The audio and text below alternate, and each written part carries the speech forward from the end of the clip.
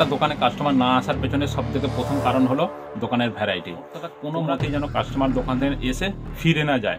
এইটা বেশিরভাগ দোকান না চলার পেছনে এটাই কারণ থাকে যে তারা ঠিকঠাক মার্কেটিং করতে পারে না। যার দেওয়ার চেষ্টা করে যে আমি কীভাবে কাস্টমারকে দিয়ে তাকে ধরে রাখবো, রাইট? তো তোমরা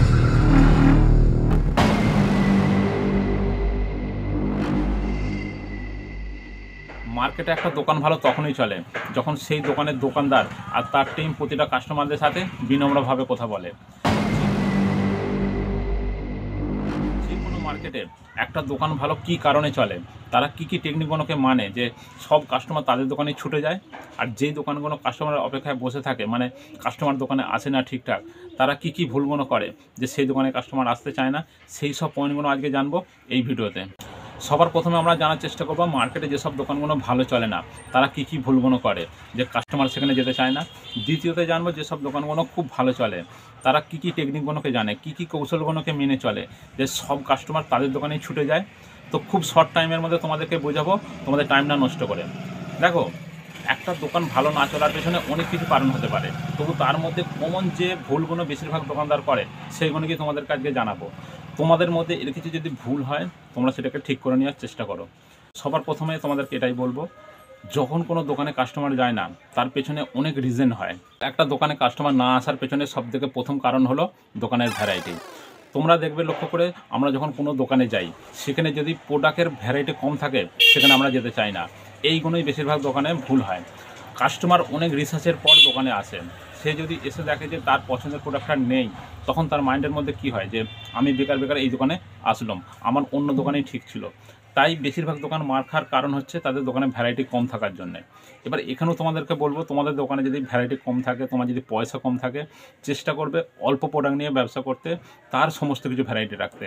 মোট কথা কোনো মতেই যেন কাস্টমার দোকান থেকে এসে ফিরে না যায়, এইটা মাথার মধ্যে খেয়াল রাখবে। আর এই ভুলটাই বেশিরভাগ দোকানদার করে। এবার দ্বিতীয় পয়েন্টে চলে আসবো। ধরো তোমার কাছে প্রোডাক্টের ভরপুর অনেক রয়েছে, তবু তোমার কাছে কাস্টমার আসছে না, এরকম দোকানে অনেক রয়েছে। এইখানে তোমরা লক্ষ্য করে দেখো যে তোমার কথাবার্তা কীরকম, তুমি কাস্টমারদের সাথে কীভাবে ব্যবহার রাখো। এইখানটায় চলে আসছে মেন পয়েন্ট। ধরো প্রোডাক্ট তো অনেক থাকতে পারে, কিন্তু তোমার ব্যবহারের জন্য কাস্টমার ঠিকঠাক আসছে না। এই ভুলগুলো বেশিরভাগ দোকানদার করে।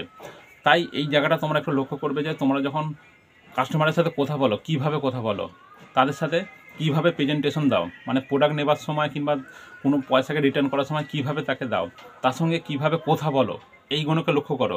বেশিরভাগ দোকানদার এই মিস্টেকগুলো করে। তারা কাস্টমারদের কি চায় যে আমার কাছে প্রোডাক্ট নেবে, আমি শুধু পয়সা নেব, বাকি তার সঙ্গে আর কোনো রিস্তা রাখতে চায় না। এই ভুলগুলোর জন্যে বেশিরভাগ দোকানদার কাস্টমারের অপেক্ষায় বসে থাকে যে কখন কাস্টমার আসবে। আসলে তারা কি ভুলগুলো করছে তারা নিজেরাই বুঝতে পারছে না বলেই এই মিস্টেকগুলো হয়। যাই হোক, তোমাদের মধ্যে যদি এরকম কিছু মিস্টেক হয় আজ থেকে একটু ঠিক করে নিও, তোমার কথাবার্তা ব্যবহারটা খুব ভালো রাখার চেষ্টা করো। তৃতীয় পয়েন্টে চলে আসবো, মার্কেটিং। দেখো, প্রোডাক্ট তো হয়তো অনেক রয়েছে, তোমার কথাবার্তা ব্যবহারও ভালো, তবুও কাস্টমার আসছে না, এরকম দোকান অনেক রয়েছে। এখানে তোমাদেরকে বলবো তুমি মার্কেটিং করছো নাকি দেখো, কারণ বিনা মার্কেটিংয়ে কোনো দোকানেই চলবে না।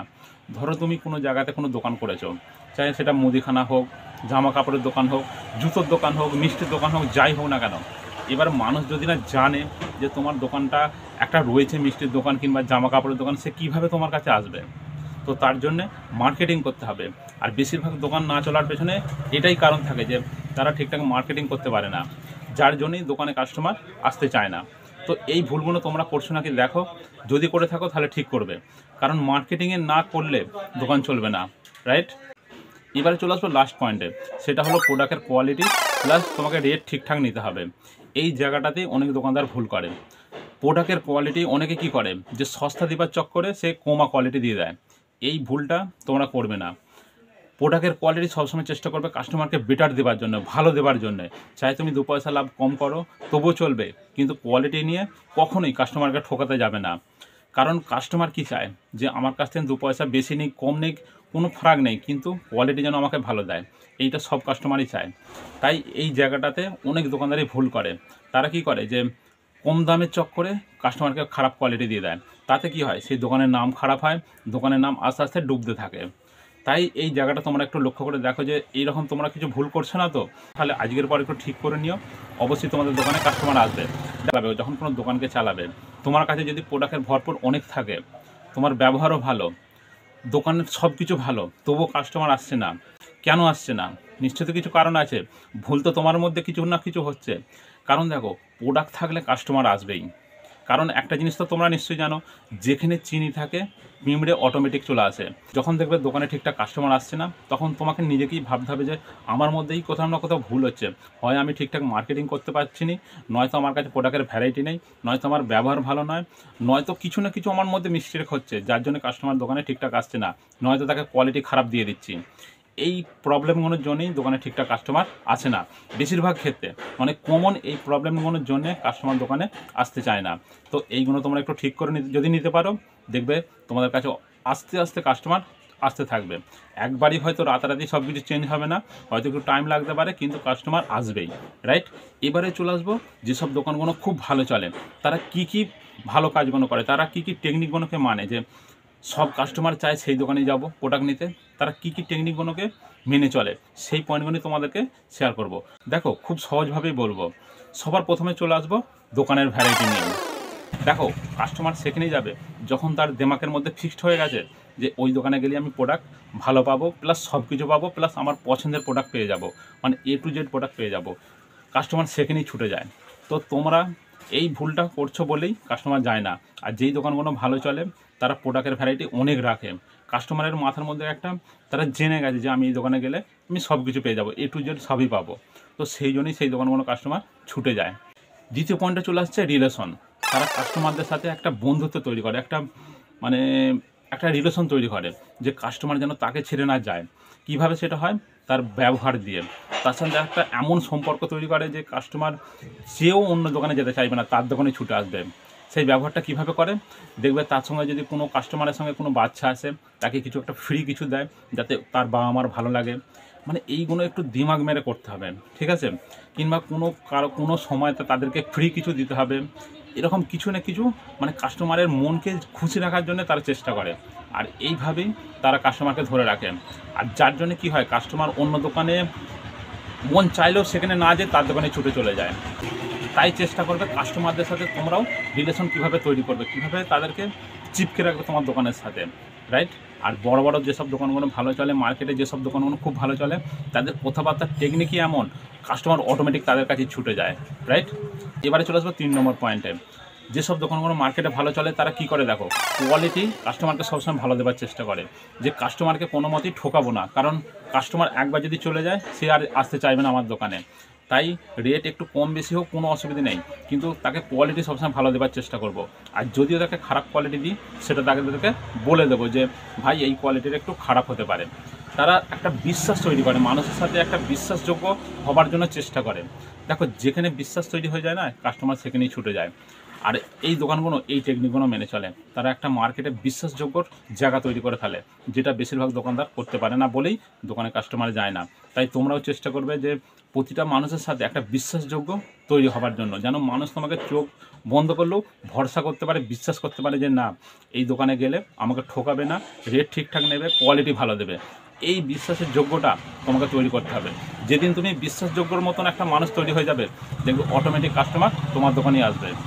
এবারে চলে আসবো লাস্ট পয়েন্টে, নাম্বার 4। দেখো, তারা কাস্টমারদের ধরে রাখার জন্য সার্ভিস ভালো দেওয়ার চেষ্টা করে। এবার সার্ভিস কীভাবে ভালো দেবে? দেখো, কাস্টমার যখন আসবে তার সঙ্গে এরা কী করে বলো তো, একটু রিলেশন তৈরি করে, একটু বন্ধুত্ব তৈরি করে। সে যখন আসলো, তাকে একটু জল খাওয়ালো, কিংবা কোনো একটা ফ্রিতে কিছু খাওয়ালো, সেটা কোনো টফি হোক, লজেন হোক, সিগারেট হোক, বিড়ি হোক, কিছু না কিছু খাইয়ে তাদের একটা মনটাকে খুশি রাখার চেষ্টা করে। সিগারেটটা হয়তো অনেকটা দাম বেশি হয়ে যেতে পারে, যাই হোক, আমি এটা জাস্ট একটা উদাহরণের জন্য তোমাদেরকে বললাম। কিছু না কিছু দিয়ে তাদেরকে খুশি রাখার চেষ্টা করে। মানে কাস্টমারের সঙ্গে তারা কীভাবে সম্পর্ক ভালো রাখবো, একটা রিলেশন ভালো রাখবো, এইটা সবসময় তারা প্ল্যানিং মতন চেষ্টা করে। কারণ দেখো, কাস্টমারের মন এখন খুবই চঞ্চল। সে আজকে হয়তো তোমার দোকানে প্রোডাক্ট নিচ্ছে, আবার 2 দিন পরে দেখবে অন্য দোকানে চলে গেছে, রাইট? তো তারা সেই জন্য কি জানে যে কীভাবে একে ধরে রাখবো, যাতে সে লাইফ টাইম আমার দোকানে আসতে চায়।